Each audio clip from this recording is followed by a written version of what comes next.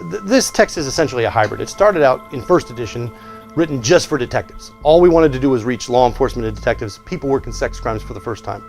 Now, with the second edition, the first edition was adopted into a number of colleges and universities being used by criminal justice students. So now we have a hybrid text, which is both serves as a professional manual, but also is suitable for the classroom. And again, the mission remains the same. First time people who have never encountered a sex crime before, don't know what that is, don't know what it means, don't know what it requires. This book answers those questions. From the moment that you get the phone call, you have to respond to a sex crime, to the moment that you're in court testifying about it and trying to seek a conviction or an acquittal. The best ones are the ones who are dogged. They read everything. They know that they're not experts. They ask for help when they need it. They're constantly on the phone to like university professors, or they'll read an article, they'll call somebody, I read this article, I need to understand this, I need to understand that. That's who we wrote this book for. We wrote this book for the investigators who want to work their cases. But they also are the kinds of detectives who they don't really care about their administration. Their administration, their leadership gives them all the latitude they want. They stay out of the way, and when they need something, the leadership steps in and gets it for them. But they're not sitting there thinking, how is this going to affect my promotions, my pay raises? Am I going to make sergeant? Am I going to get to be a lieutenant?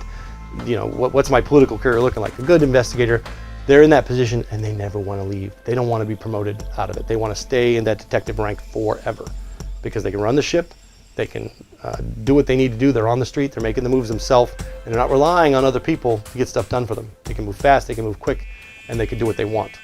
And to me, those are the best kinds of investigators, if they're also skilled and ethical. If you take those same attributes and put them into somebody who's corrupt, you're going to have problems. The most difficult hurdle for any investigator to clear, whether it's an experienced one or an inexperienced one, is their own experiences.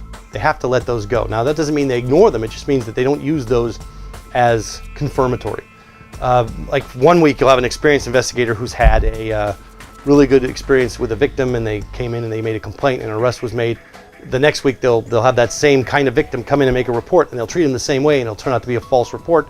It'll burn them deeply. So the next week, the same kind of victim comes in again, and they treat them badly because they just remembered the false report. So instead of treating people differently based on your emotions, based on your moods, based on your own temperament, you have to separate yourself from the equation and be an effective, competent, ethical investigator every single time. Doesn't matter who your complainant is. Treat every complaint as equal that walks through that door. The Rape Investigation Handbook is for first-time investigators and students who are thinking about a career in law enforcement as a criminal investigator. It sets you up with an understanding of how the criminal justice system works in relation to sex crimes, the kinds of sex crimes that are out there, the kinds of victims that you're going to encounter, and the nature of the complaints that you're going to be required to investigate, as well as the investigative requirements and philosophy that exists so that you can do a good job, so that you can understand what a good job looks like versus an incompetent job. And ultimately, what we're trying to do with this book is to educate students and investigators in terms of what they can expect, what their job requires, what their job is going to confront them with on a daily basis, to give them a threshold understanding of sex crimes victims, and the law as it relates to it, and the kinds of forensic examinations that can help. Without that basic understanding, many people go into those jobs lost and without a compass to do their job effectively. And this textbook is designed to provide that compass. It's a place to go back to reference again and again when you have these problems in the field. But it is ultimately a field manual that serves very well as a textbook.